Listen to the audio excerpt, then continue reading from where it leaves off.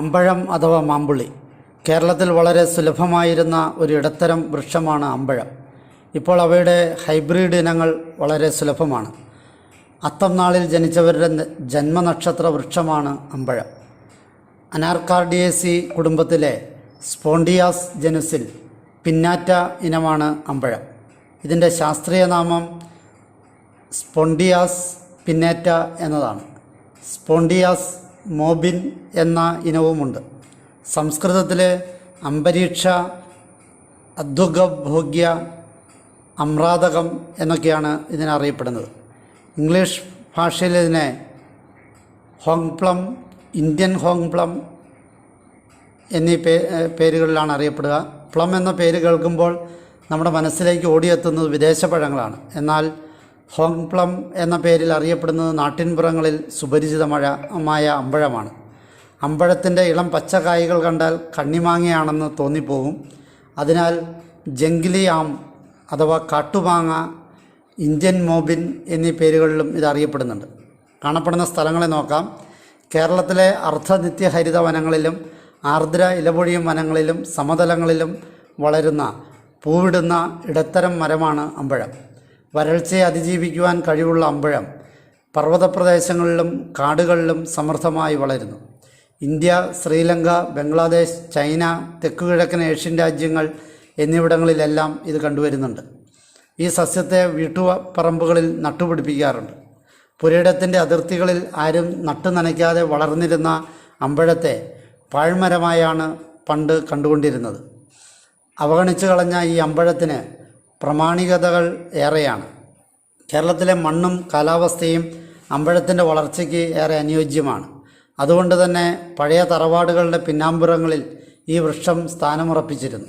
വിത്തുപാകിയും കമ്പുകൾ മുറിച്ചു നട്ടുമാണ് അമ്പഴത്തിൻ്റെ പ്രജനനം.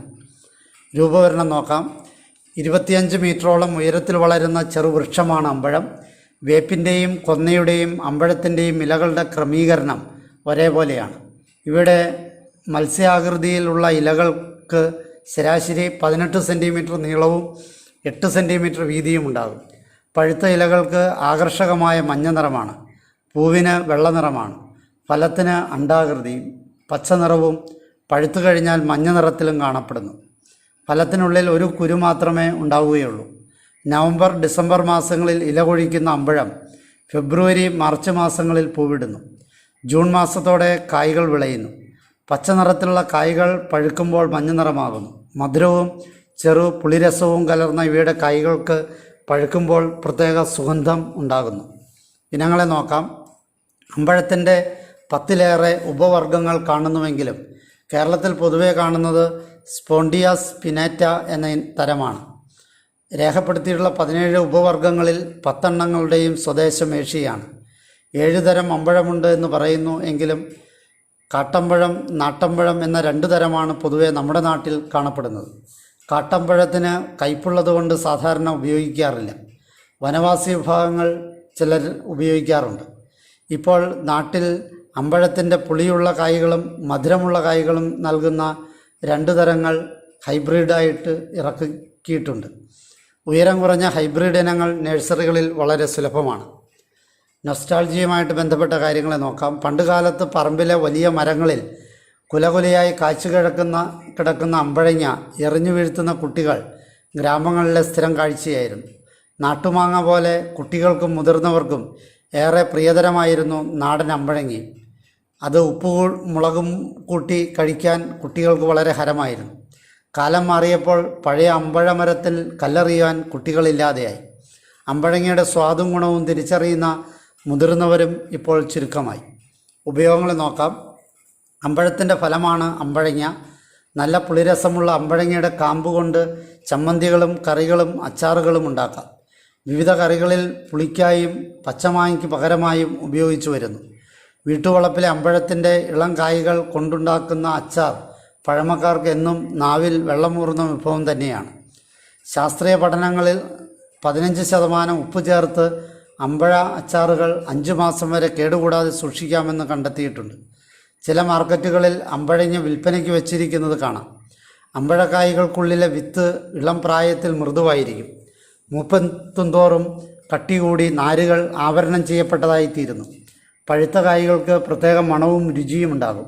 ഇത് ജാം, സർബത്ത്, പാനീയങ്ങൾ തുടങ്ങിയവയ്ക്കായി ഉപയോഗിക്കാം. അമ്പഴക്കായകളുടെ പഴരസപ്പൊടിയും നിർമ്മിച്ചു വരാറുണ്ട്. പഴുത്ത അമ്പഴങ്ങ മാങ്ങ പോലെ ഉമ്പി തിന്നാറുണ്ട്. ഔഷധമായും ഇത് ഉപയോഗിക്കുന്നുണ്ട്. കുരുമുളക്, വെറ്റില, വാനില എന്നിവ പടർത്താനും അമ്പഴം ഉപയോഗപ്പെടുത്തി വരുന്നു. അമ്പഴത്തിൻ്റെ തടി, പാക്കിംഗ് പെട്ടികൾ, പ്ലൈവുഡ്, തീപ്പെട്ടി നിർമ്മാണം എന്നിവയ്ക്കും അമ്പഴത്തിൻ്റെ ഇല കാലിത്തീറ്റയായും പച്ചില വളമായും ഉപയോഗിക്കുന്നു. ഗർഭിണികളുടെ പുളികുടിക്ക് അമ്പഴം ഉപയോഗിച്ചു വരുന്നതായി പറയപ്പെടുന്നു. രാസഘടകങ്ങളെ നോക്കാം. ഗുണസമ്പന്നമായ ഒരു ഫലമാണ് അമ്പഴം. ജീവകം സിയുടെ കലവറയാണിത്. വിറ്റാമിൻ ഡി, കാൽസ്യം, നാരുകൾ, ഇരുമ്പ്, കരോട്ടിൻ തുടങ്ങിയവയാലും സമൃദ്ധമാണ് ഇവ. എല്ലാത്തിനും മീതെ ക്യാൻസർ പ്രതിരോധിക്കുന്ന ആൻറ്റി ഓക്സിഡൻറ്റുകൾ ധാരാളം അമ്പഴത്തിൽ അടങ്ങിയിട്ടുണ്ട്.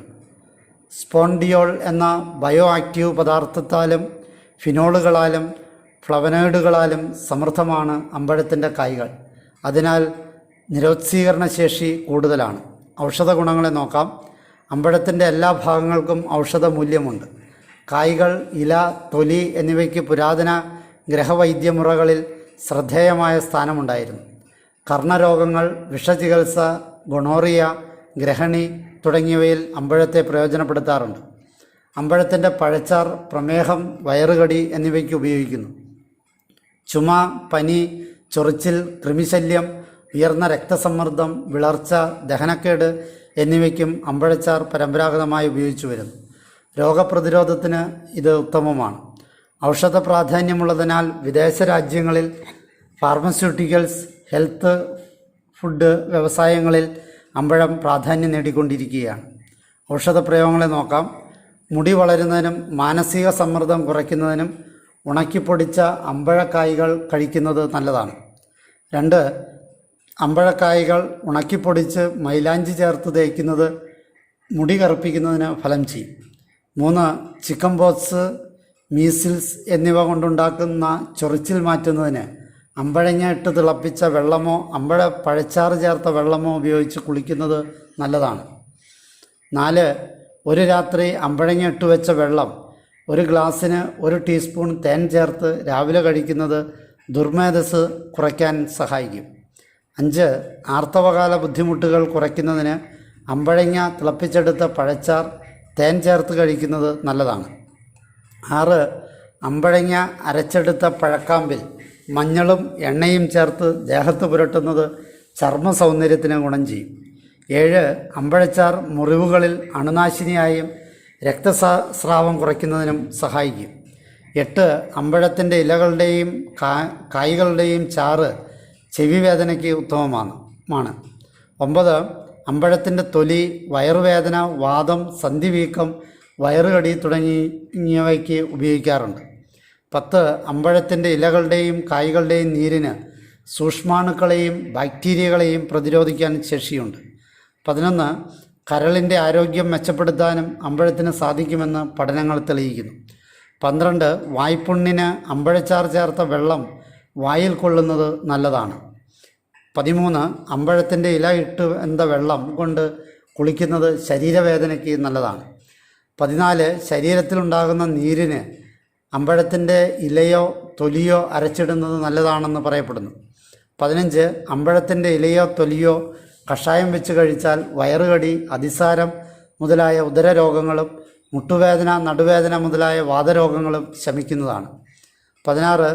പഴുത്ത അമ്പഴങ്ങ കുറച്ച് ദിവസം അടുപ്പിച്ച് തിന്നാൽ വായ്ക്ക് രുചി കൂടും. 17. തളിരില അകത്ത് സേവിക്കുന്നത് വിശപ്പ് ഉണ്ടാക്കും.